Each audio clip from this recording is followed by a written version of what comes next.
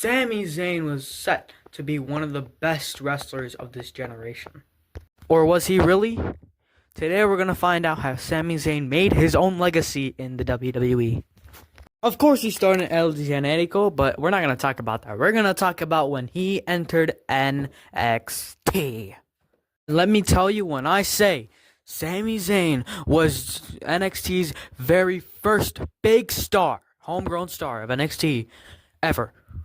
Of course, everybody remembers when Kevin Owens hit an apron bomb to Sami Zayn.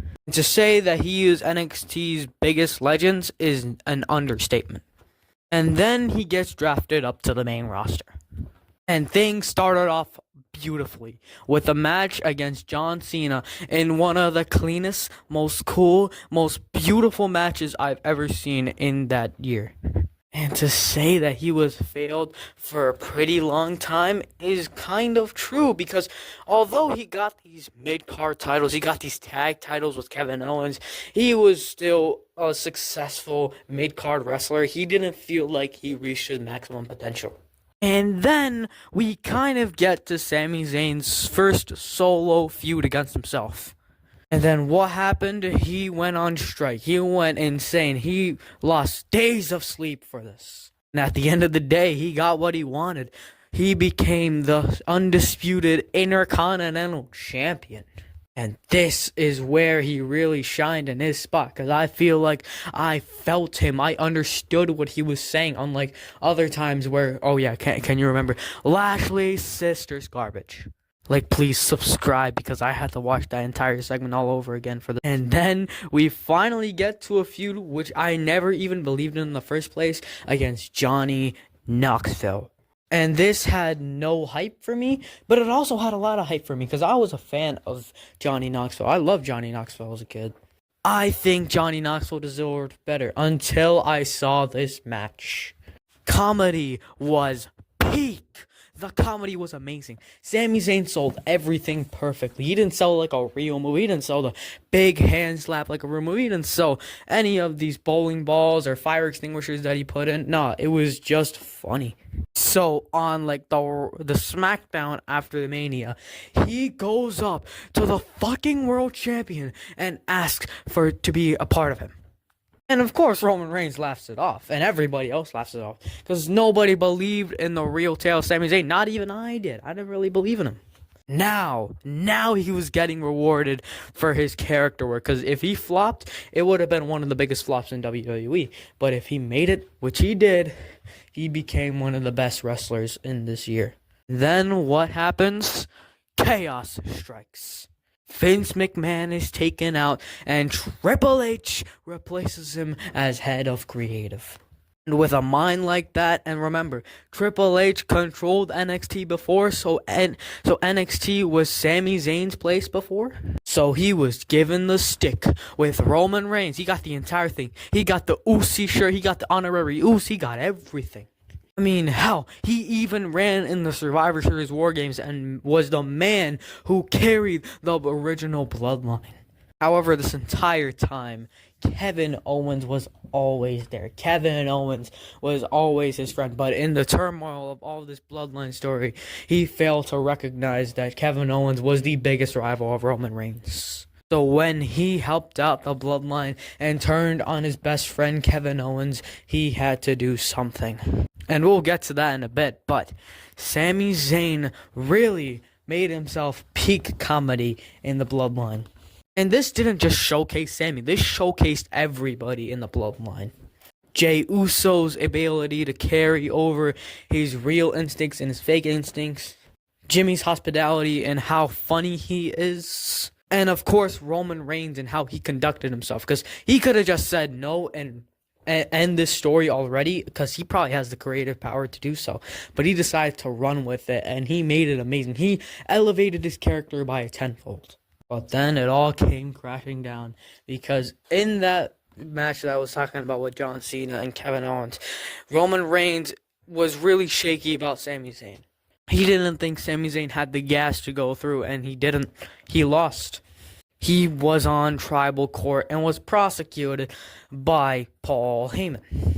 But Jey Uso, the man who has hated him this entire time, makes a defense for him and makes a case, and that he was right. Luckily, he was given borrowed time until the Royal Rumble.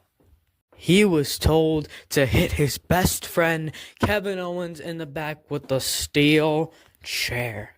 And this is a great callback to when Roman Reigns still wanted revenge but couldn't get his hands on Seth Rollins. He wanted revenge and wanted someone else to hit himself in the back.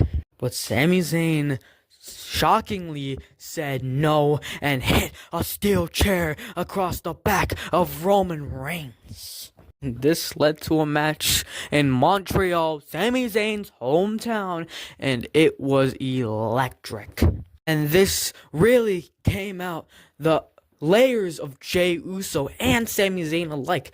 Roman Reigns was now a tyrant. He didn't feel like this, allowing monster. He didn't feel like, I'll give you a chance. No, he just wanted to beat up Sami Zayn.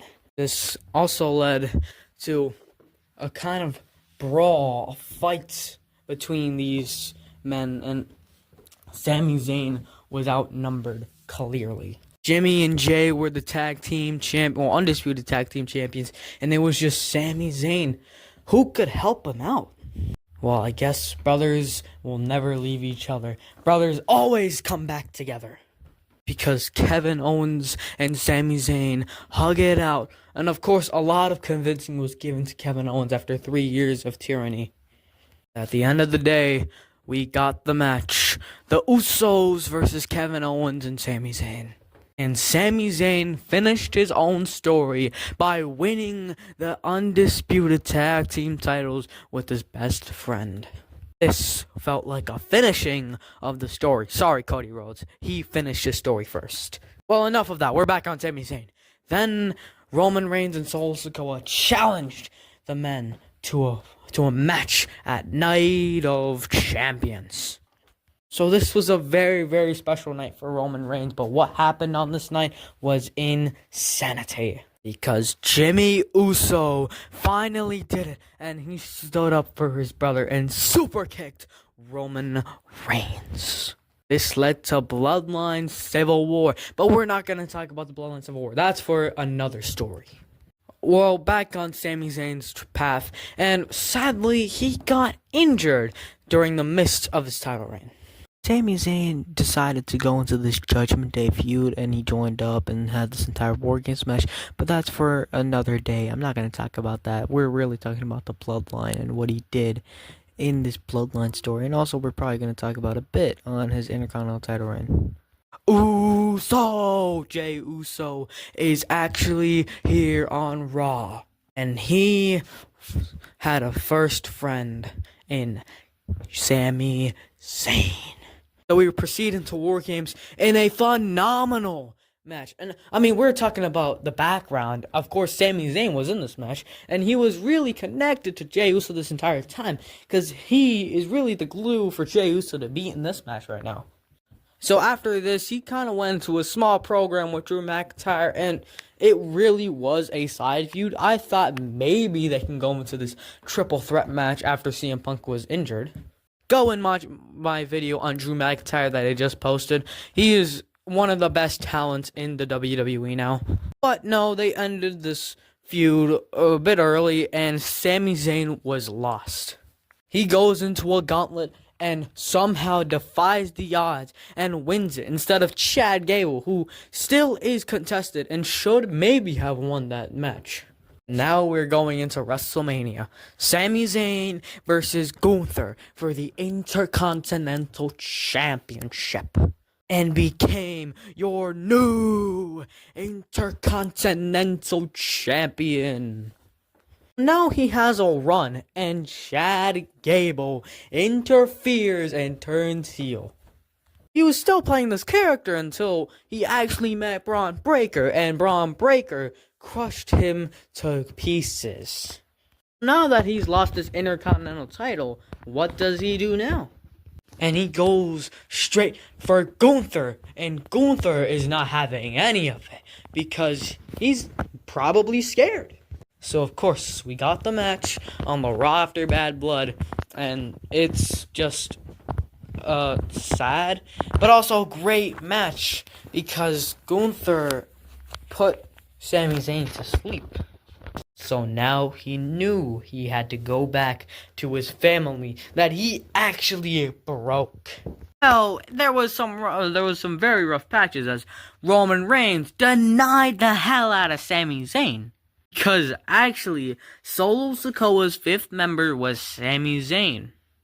And Sami Zayn kicked Solo Sikoa to again join his family in the original bloodline.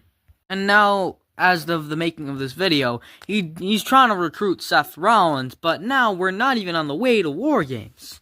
So to end this video off, I have to say, Sami Zayn has made himself a legend in the WWE using the original bloodline.